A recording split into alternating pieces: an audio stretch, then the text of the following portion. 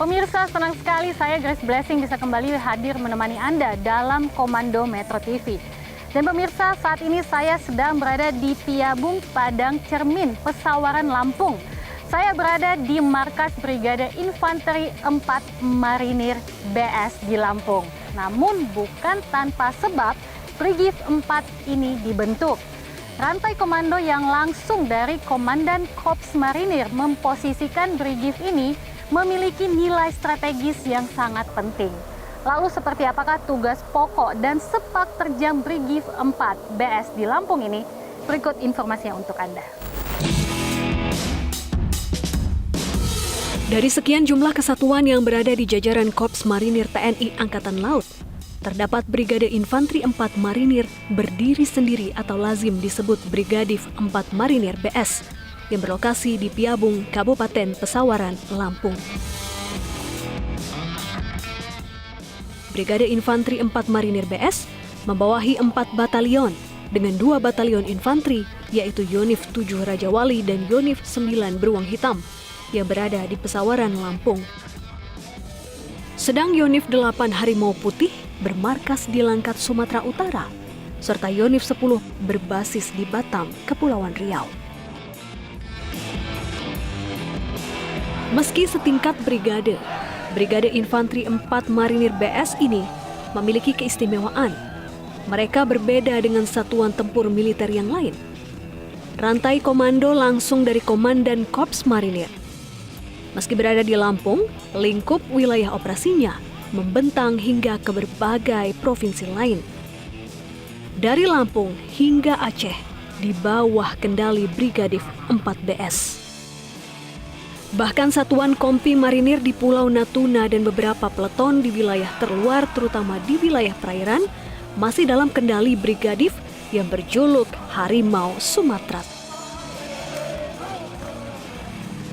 Melihat perannya begitu luas, tentu ada peran penting dan strategis dengan berdirinya Brigade Infanteri 4 Marinir BS.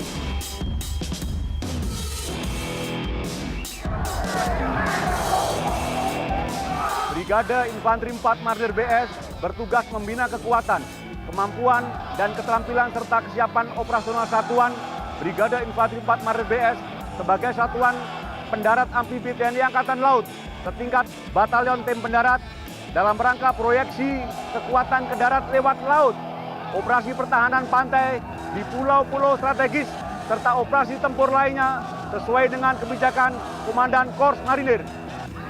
Brigade Infanteri 4 Marinir BS ini memang mempunyai suatu keunikan tersendiri. Yang pertama, pada Brigade Infanteri pada umumnya itu hanya mempunyai 3 batalion infanteri. Sementara untuk Brigade 4 ini mempunyai 4 batalion infanteri.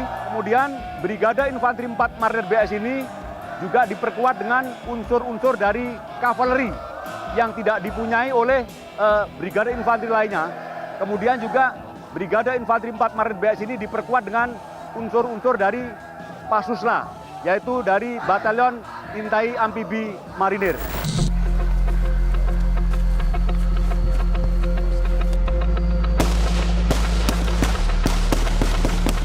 Layaknya pasukan tempur dalam lingkup Kotama Operasi TNI dan Kotama TNI Angkatan Laut, Brigadif 4 Marinir BS selalu rutin menggelar latihan, baik dalam mengasah fisik, ketajaman, kecepatan, maupun kemampuan insting tempur.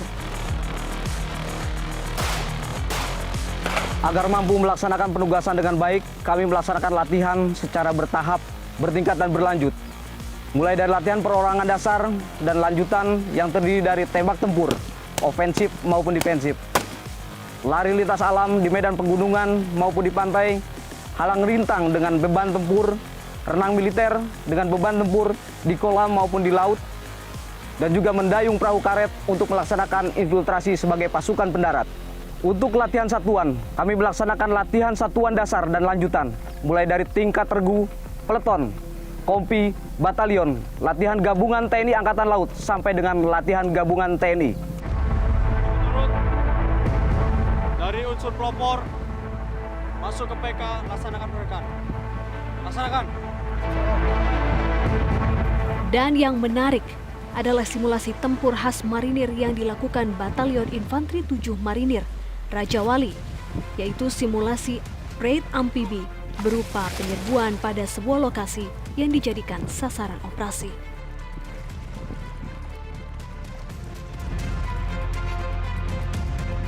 Dalam gelapnya malam, beberapa regu marinir memasuki wilayah pantai lawan dengan cepat. Diawali dengan 2 prajurit perintis melakukan infiltrasi dalam memastikan lokasi pendaratan di pantai yang akan dimasuki aman dan terkendali. Setelah semua selesai dengan rencana, lalu mereka membentuk formasi tempur. Dengan sigap, pasukan kecil ini menuju sasaran. Setelah melokalisir sasaran, pasukan marinir dengan cepat menyerbu sasaran. Kontak senjata pun tak terelakkan. Dan dalam waktu singkat, para penyandera dijinakkan. Sandera yang mereka tawan berhasil diselamatkan prajurit petarung marinir. Patroli tempur adalah salah satu bentuk latihan satuan lanjutan dalam rangka mengasah naluri dan keterampilan bertempur untuk mencari, menemukan, dan menghancurkan musuh. Raid amfibi adalah salah satu taktik operasi yang dilaksanakan dengan cepat dan memproyeksikan kekuatan dari laut ke darat. Dan disertai dengan pengunduran yang terencana. Raid amfibi dilaksanakan untuk melaksanakan tugas-tugas antara lain penghancuran, sabotase, pembebasan tawanan. Kemampuan melaksanakan raid amfibi merupakan kemampuan khusus yang dimiliki oleh pasukan pendarat Korps Marinir. Oleh karenanya, diperlukan personil-personil yang dilatih secara khusus, yang dilengkapi dengan peralatan-peralatan khusus.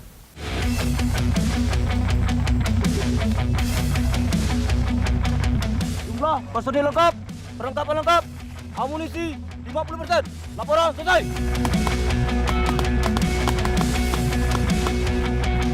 Itulah sekelumit bagaimana kehandalan personel prajurit Batalion 7 Marinir Raja Wali dalam mengemban tugasnya sebagai pasukan komando yang dihandalkan. Sesuai dengan motonya, yaitu Anggaraksa Jaladi Berani, pengawal samudra yang pemberani. Bangga namun juga sangar dalam melihat penampilan Brigif 4 Marinir BS ini. Tugas penting dan perintah komando yang mereka jalankan mengindikasikan bagaimana mereka sangat penting bagi Korps Marinir dalam menjaga wilayah gugus pantai dan juga pulau terluar Indonesia bagian barat. Nah pemirsa, kami akan masih meneruskan bagaimana kiprah Korps Marinir. Sesaat lagi tetap di Komando.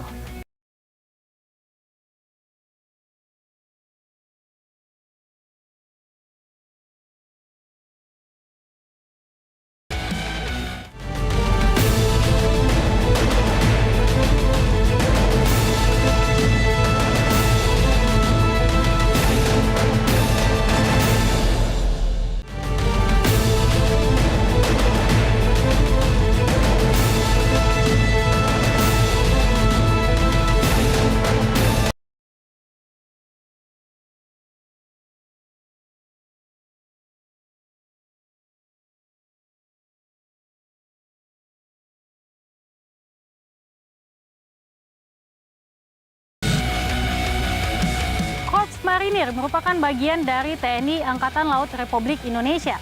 Tugasnya untuk melindungi wilayah pantai dan pulau terluar yang strategis bagi pertahanan Republik Indonesia. Hantu Laut, begitu julukan kesatuan elit berbaret ungu ini. Dan mereka memiliki sejarah yang panjang dalam mengawal kemerdekaan Republik Indonesia. Berbagai fase sejarah dalam berdirinya Republik Indonesia telah diarungi. Mereka loyal dan merupakan salah satu garda militan terdepan dalam menjaga kedaulatan Republik Indonesia. Dan berikut ini adalah jejak sejarah berdirinya Korps Marinir TNI Angkatan Laut Republik Indonesia. Dalam struktur organisasi TNI, Korps Marinir TNI Angkatan Laut sejajar dengan kesatuan elit komando lain seperti Kostrad, Kopassus, serta Kolin Lamil. Dalam tubuh Korps Marinir terdiri dari 3 Pasmar, yaitu Pasmar 1 yang berkedudukan di Jakarta, Pasmar 2 berada di Surabaya, Pasmar 3 berlokasi di Sorong, Kesemuanya setingkat dengan divisi, serta Brigade Infanteri 4 Marinir berdiri sendiri berbasis di Lampung. Selain kesatuan reguler lain, juga terdapat kesatuan elit Detasemen Jala Mengkara, serta pasukan khusus intai amfibi marinir atau Taifib Marinir.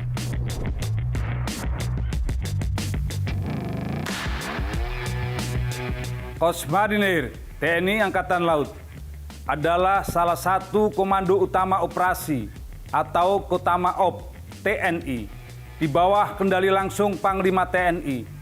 Korps Marinir bertugas menyelenggarakan operasi amfibi, operasi pertahanan pantai, dan pengamanan pulau terluar strategis dalam rangka operasi militer perang dan operasi militer selain perang, serta membina potensi maritim menjadi kekuatan pertahanan keamanan matra laut yang berkedudukan di bawah dan bertanggung jawab kepada Kepala Staf Angkatan Laut. Keberadaan Korps Marinir TNI Angkatan Laut melekat di hati rakyat. Kesatuan yang dikenal dengan baret ungu ini selalu hadir tepat saat bangsa ini dalam keadaan kritis. Contoh nyata bagaimana pasukan marinir meredam emosi massa saat gelombang krisis ekonomi melanda negeri pada Mei 1998. Dengan pendekatan persuasif dan simpatik, Kesatuan Marinir berhasil menyelamatkan Jakarta dari amuk massa. Nama harum juga melekat pada Korps Marinir saat menjadi bagian dari keberhasilan Satgas Merah Putih dalam operasi pembebasan kapal MV Sinar Kudus dari perompak di perairan Somalia. Sejarah Marinir TNI Angkatan Laut dimulai saat negara Republik Indonesia baru berdiri. Spirit ingin merdeka dari belenggu penjajahan mendorong para pemuda yang tergabung dalam para pejuang Angkatan Laut membentuk satuan-satuan militer. Di antaranya adalah Pangkalan 4 Alri di Tegal pada tanggal 15 November 1945. Dan di dalamnya tercantum Korps Marinir. Dari situlah ditetapkan hari jadi Korps Marinir TNI Angkatan Laut. Kemudian berdasarkan SK Menteri Pertahanan pertanggal 9 Oktober 1948, Korps Marinir berganti nama menjadi Korps Komando Angkatan Laut atau terkenal dengan sebutan KKO.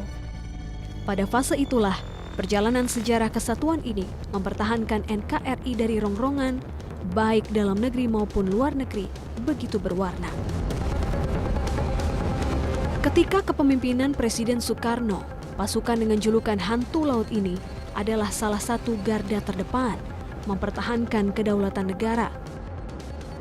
Berbagai operasi militer mereka lakukan, dari menumpas pemberontakan PRRI Permesta, operasi Trikora dalam pembebasan Irian Barat, hingga operasi Dwi Kora yang melahirkan prajurit gagah berani Usman dan Harun dalam melakukan infiltrasi dan sabotase sebagai bagian dari perintah operasi negara.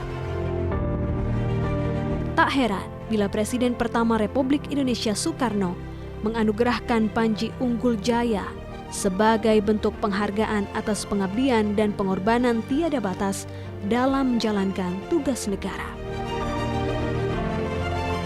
Pada tahun 1975, terjadilah suatu peristiwa yang penting bagi keberadaan Korps, di mana nama Korps Komando Angkatan Laut dikembalikan lagi menjadi Korps Marinir sesuai dengan sejarah lahirnya Korps sejak tahun 1945. Hal ini berdasarkan surat keputusan Kasal nomor SKEP 1831/11/1975 tanggal 14 November 1975. Dari Korps Marinir, tak sedikit tokoh-tokoh militer sangat berjasa dalam mempertahankan dan membangun negara ini. Mayor Jenderal Marinir R. Suhadi, Letnan Jenderal Marinir Ali Sadikin, Letnan Jenderal Marinir Hartono adalah contoh dari sekian pendiri Korps Marinir yang gemilang prestasinya.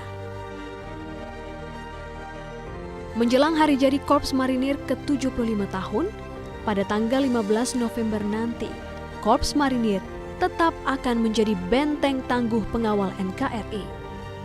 Jadi, sekali marinir, tetap marinir.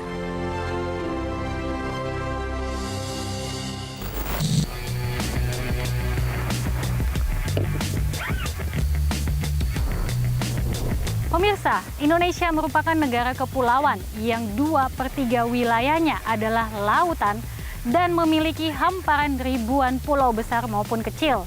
Dan di dalamnya terdapat gugus pantai dan juga pulau terluar yang harus selalu dikawal.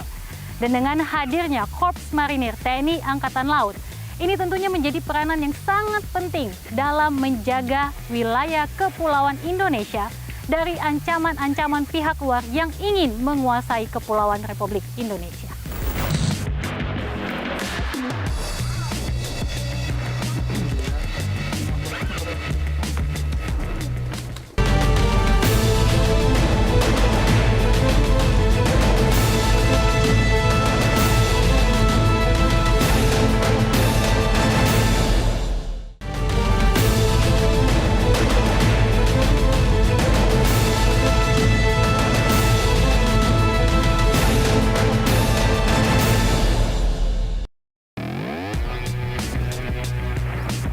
Pemirsa, saat ini saya sedang berada di Pulau Tegal di Kecamatan Teluk Pandan, Pesawaran, Lampung. Di pulau seluas 113 hektar ini sudah dibuka sebagai tempat wisata sejak tahun 2017. Dan di pulau ini pula, Yonif 9 Marinir Beruang Hitam menjejakkan kontribusinya dalam membangun dan menjaga pulau ini. Tapi bukan hanya di sini saja pemirsa, begitu banyak kontribusi yang dilakukan oleh Yonif 9 Marinir Beruang Hitam di sekitar Pesawaran. Seperti apa liputannya ini untuk Anda?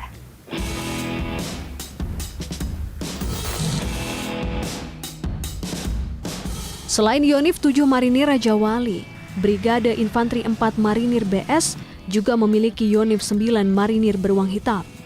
Kedua Yonif ini sama-sama berdomisili di Tanjung Pandan, Pesawaran. Ada yang istimewa dari Yonif ini. Selain pasukan tempur yang sewaktu-waktu siap diterjunkan ke medan tempur mana saja, mereka juga melaksanakan operasi militer selain perang atau OMSP sebagai bagian dari TNI manunggal dengan rakyat. Mereka aktif dalam memanfaatkan lahan tidur yang banyak bertebaran di sekitar markas Yonif 9 Marinir Beruang Hitam. Beberapa tanaman seperti padi di lahan yang cukup luas.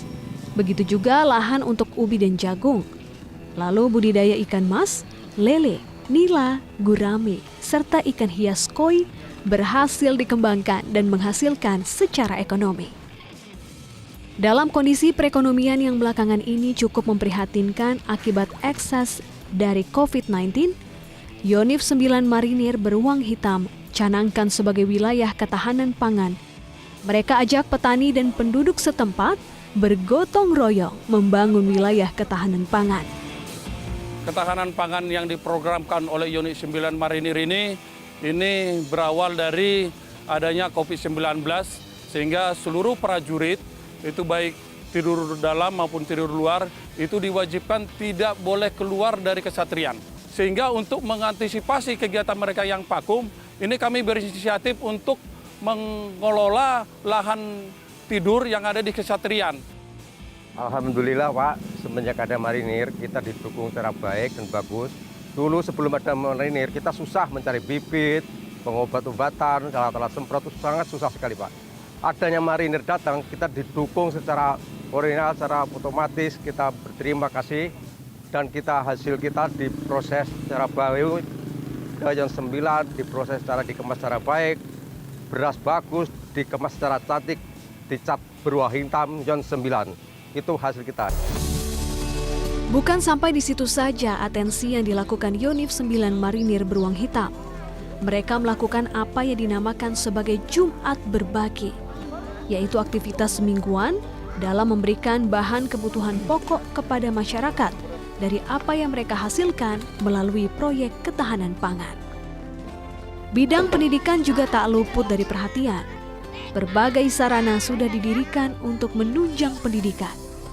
Melalui desa binaan di Pulau Tegal, Yonif 9 Marinir Beruang Hitam mengajak penggiat lokal yang peduli pendidikan untuk mengajar anak-anak yang tinggal di pulau itu. Bagi Univ 9 Marinir Beruang Hitam dan penggiat pendidikan, pendidikan sangat penting karena dengan pendidikan anak-anak itu punya harapan sama dengan anak yang lain untuk menetap kehidupan yang lebih baik. Sebetulnya saya tidak sengaja menemukan anak-anak di Pulau Tegal ini. Dalam satu kesempatan, saya berkunjung kemari dalam sebuah acara, saya lihat anak-anak yang sedang bergelombol dan saya tanyakan mereka ternyata tidak bersekolah. Mereka mengaku bersekolah, hanya berasumsi. Yang umurnya 10, mereka berasumsi kelas 4 SD dan seterusnya. Saya di sini sebagai guru honorer, berawal dari sukarelawan. Saya di sini sudah kurang lebih 4 tahun yang lalu. Jadi saya mengajar di sini, merasa prihatin melihat anak-anak di sini tidak ada yang bersekolah secara formal. Dan akhirnya saya ke sini memutuskan untuk mengajar di sini, memberikan pelayanan kepada mereka. Di bidang kesehatan, sebagai upaya mencegah perluasan pandemi COVID-19 dan juga melaksanakan perintah Komandan Korps Marinir pada semua jajarannya di seluruh Indonesia, Brigadir 4 Marinir melaksanakan rapid test dan berlaku bagi seluruh kesatuannya. Brigade Infanteri 4 Marinir sedang melaksanakan kegiatan rapid test.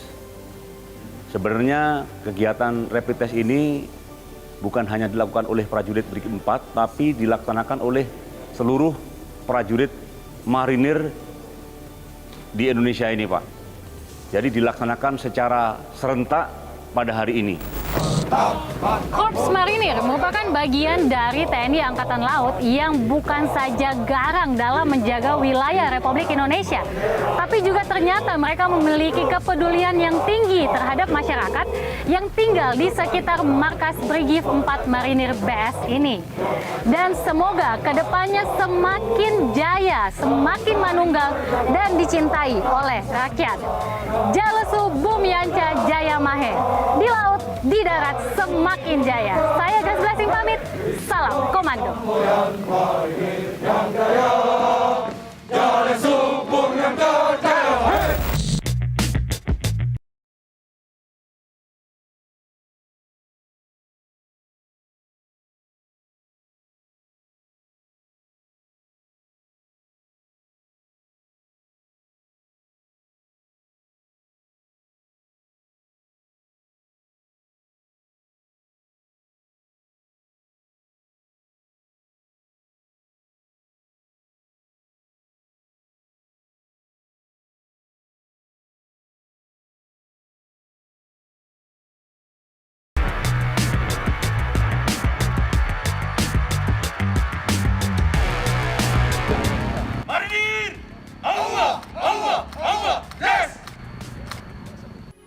Metro TV, knowledge to elevate.